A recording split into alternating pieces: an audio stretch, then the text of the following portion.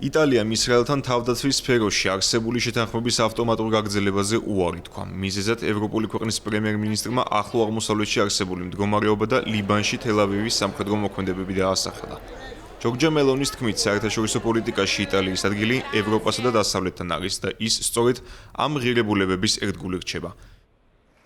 შეთანხმება, რომელიც ორმა ქვეყანამ 2006 წელს გააფორმა, ითვალისწინებს სამხედრო ტექნიკის მიმოცვლასა და ტექნოლოგიური კვლევების ჩატარებას. დოკუმენტი 5 წელიწადში ერთხელ ექვემდებარება გადახედვას და მისი ერთ-ერთი ციკლი სწორედ მიმდინარე წელს სრულდება. იტალიის პრემიერ-მინისტრი გამოეხმაურა ევროპელი ლიდერებისადმი დონალდ ტრამპის ბოლოდროინდელ კრიტიკასაც. ჯორჯა მელონის თქმით, მოკავშირეობა არ ნიშნავს ყველაფერზე თანხმობას და აზრთა სხვადასხვაობა ჯანსაღი პოლიტიკური პროცესია. თავის მხრივ, ამერიკის შეერთებული შტატების პრეზიდენტმა იტალიურ მედია გამოცემა კორიერე დელა სერასთან სატელეფონო საუბრისას განაცხადა, რომ ჯორჯა მელონით შოკირებულია და რომ ის აღარ არის ის ადამიანი, რომელსაც იცნობდა. მისივე თქმით, იტალიის პრემიერ-მინისტრში შეცდა, რადგან ბევრად მამაცი ეგონა.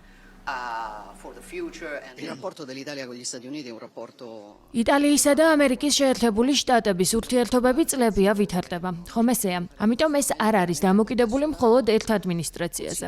ვცდილობთ გავაკეთოთ ყველაფერი არსებული კონტექსტისა და იმის გათვალისწინებით, რომ ამერიკა ჩვენი ერთ-ერთი უმთავრესი და სტრატეგიული მოკავშირეა. თუმცა, როდესაც გყავთ მეგობრები და მოკავშირეები, განსაკუთრებით კი სტრატეგიული, უნდა გქონდეთ სიმამაცე ისაუბროთ იმაზე, რასაც არ ეთანხმებით. სწორედ ამას ვაკეთებ ყოველდღიურად. როდესაც რამეს ვეთანხმები, ვამბობ, რომ ვეთანხმები და პირიქით, რადგან ვთვლი, რომ ეს კარგია როგორც ევროპისთვის, ისე ამერიკისა და მთლიანი დასავლეთისთვის.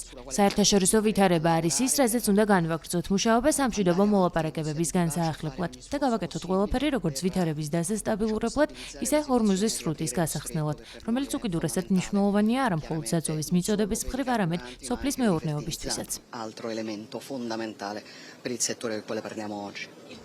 სამხედრო შეთანხმების შეჩერების გარდა იტალიასა და ისრაელს შორის დიპლომატიური ურთიერთობებიც დაიძაბა. იტალიის საგარეო საქმეთა ministris განცხადებების შემდეგ, სადაც მან ისრაელის სამხედრო ძალები ლიბანის მშვიდობიანი მოსახლეობის წინააღმდეგ მიუღებელ თავდასხმებში დაადანაშაულა, თელ-ავივმა ელჩი გამოიწვია. ისრაელი კი საერთოდაც უარყოფს უსაფრთხოების სფეროში იტალიასთან რაიმე შეთანხმების არსებობას და დოკუმენტს ურთიერთგაგების შესახებ მემორანდუმს უწოდებს, რომელსაც განსაკუთრებული მნიშვნელობა არ აქვს. თელ-ავივის მტკიცებით, რომის გადაწყვეტილებას არ ექნება გავლენა ისრაელის უსაფრთხოებაზე. ირანში მიმდინარე ომმა ევროპულ სახელმწიფოებსა და როგორც ამერიკის შეერთებულ შტატებს, ისე ისრაელს შორის კომუნიკაციის ენა მნიშვნელოვნად შეცვალა. დაძაბულობის ერთ-ერთი მიზეზი გახდა მოკავშირეთა უარი ჩართულიყვნენ სამხედრო ოპერაციაში, ასევე მათ ტერიტორიებზე განლაგებულ ბაზებზე ვაშინგტონისთვის დაწესებული შეზღუდვები.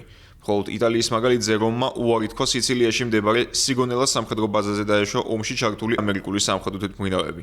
მსგავსი გადაწყვეტილება მანამდე მიიღო ესპანეთმაც, რომელიც ასევე ეწინააღმდეგება ახლო აღმოსავლეთში წარმოებულ სამხედრო ოპერაციასა და მის შემდგომ ესკალაციას.